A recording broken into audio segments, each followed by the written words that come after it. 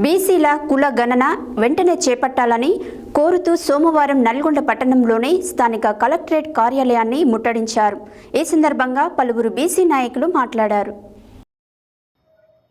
బీసీల కులగణన ఎంటర్ చేయాలని కోరుతూ సోమవారం నల్గొండ పట్టణంలోని స్థానిక కలెక్టరేట్ కార్యాలయాన్ని ముట్టడించారు. ఈ సందర్భంగా పలువురు నాయకులు మాట్లాడుతూ ప్రభుత్వం ఇప్పటికైనా స్పందించి ఇచ్చిన మాట నిలబెట్టుకోవాలని బీసీ కులగణనాన్ని వెంటనే డిమాండ్ చేశారు. తెలంగాణ రాష్ట్రంలో తక్షణమే సమగ్ర కులగణన ప్రారంభించి స్థానిక సలహాలు ఎన్నికలలో బీసీ రిజర్వేషన్లు 42% పెంచాలని, 2 బీసీ రిజర్వేషన్లను పెంచిన తర్వాతనే స్థానిక సంస్థల ఎన్నికలు నిర్వహించాలని కోరారు. కేంద్ర ప్రభుత్వం త్వరలో చేపట్టబోయే జాతి జనగణనలో బీసీ కులగణన చేపట్టి బీసీలకు రాజ్యాంగబద్ధమైన హక్కులను కల్పించాలని డిమాండ్ చేశారు. ఈ కార్యక్రమంలో సీనియర్ ఉపాధ్యక్షులు కేశబోయిన శంకర్ ముదిరాజ్, ఉపాధ్యక్షులు నకరకంటి కాశయ్య గౌడ్, అధ్యక్షురాలు నాయి బ్రాహ్మణి సంఘం గూండా కోటప్ప, అధ్యక్షులు కుమ్మరి శాలివాహన సంఘం పసుపటి సీతారాములు, మున్నూరు కాపు సంఘం జిల్లా ఆదినారాయణ, వటరాజు సంఘం గంజి భిక్షమయ్య, నేత అధ్యక్షులు బీసీ యువజన సంఘం నిమ్మల ఇందిరా, బంటు కవిత, అమరావతి గీత, దళపతి మాధవి తదితరులు పాల్గొన్నారు.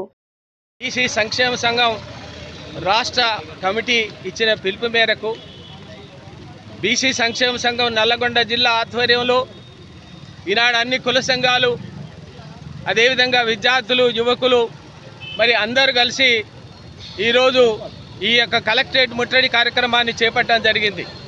ప్రధానంగా దీని ఉద్దేశం ఏమిటంటే, రాష్ట్ర ప్రభుత్వం ఎలక్షన్లకు ముందు కామారెడ్డిలో ఒక బీసీ డిక్లరేషన్ని చేసింది.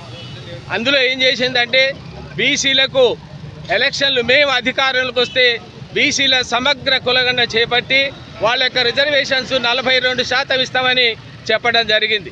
అదేవిధంగా ఎన్నికల మేనిఫెస్టోలో కూడా వారు బీసీల యొక్క సమగ్ర కులగణన చేపట్టి 42% రిజర్వేషన్ ఇస్తామని మరి డిక్లేర్ చేసినటువంటి పరిస్థితి. కానీ ఈ రాష్ట్ర ప్రభుత్వం ఏర్పడి 8 సంవత్సరాలు అయిపోతున్నప్పటికీ కూడా నేటి వరకు కులగణన గురించి ఏ రకమైనటువంటి ప్రయత్నాలు చేస్తలేవు. మరి బీసీ సంఘాలు అనేక సందర్భాల్లో అనేక కార్యక్రమాలు చేపట్టి రాష్ట్ర ప్రభుత్వానికి హెచ్చరిక చేయడం జరిగింది. మీరు వెంటనే కులగణన చేపట్టాలి, అదేవిధంగా బీసీ యొక్క రిజర్వేషన్స్ పెంచాలని చెప్పినప్పటికీ కూడా మరి ఏ రకమైనటువంటి స్పందన లేనటువంటి పరిస్థితి.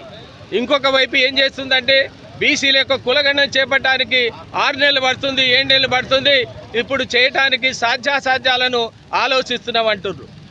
దురదృష్టం ఏంటంటే, బీహార్ రాష్ట్రంలో వాళ్ళు 1 నెలలో బీసీ యొక్క కులగణన చేపట్టి రిజర్వేషన్ని పెంచడం జరిగింది. కానీ ఇక్కడ ఎందుకు వీళ్ళని మీనమేషాలు రాష్ట్ర ప్రభుత్వం లెక్క పెడుతుంది అనేటువంటి దాన్ని మనం ఆలోచిస్తే వీళ్ళు ఇస్తారా ఇయ్యరు అనేటువంటి సందిగ్ధం ఉంది.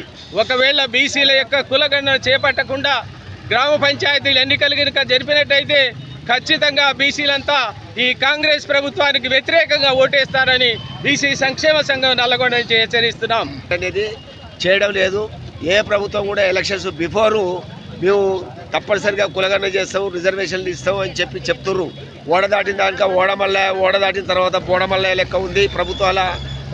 ఏ ప్రభుత్వం తీరైనా మన రేవంత్ రెడ్డి గారు ఎలక్షన్స్ బిఫోర్ బాహాటంగా ప్రకటించారు.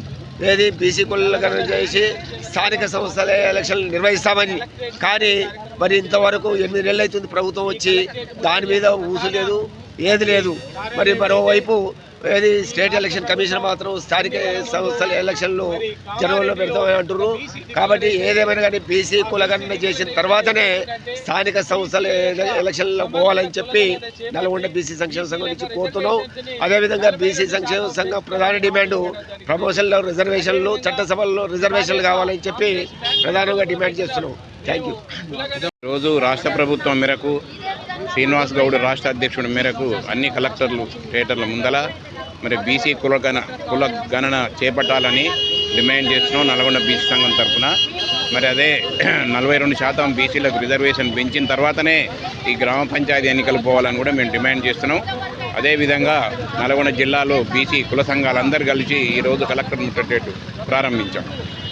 వ్యాప్తంగా తక్షణమే కులగణన చేయాలి. ఒకవేళ లేని పక్షంలో బీసీ ఉద్యమం ఇంకా ఉధృతం చేస్తామని బీసీ విద్యార్థి పక్షాన్ని డిమాండ్ చేస్తా ఉన్నాం.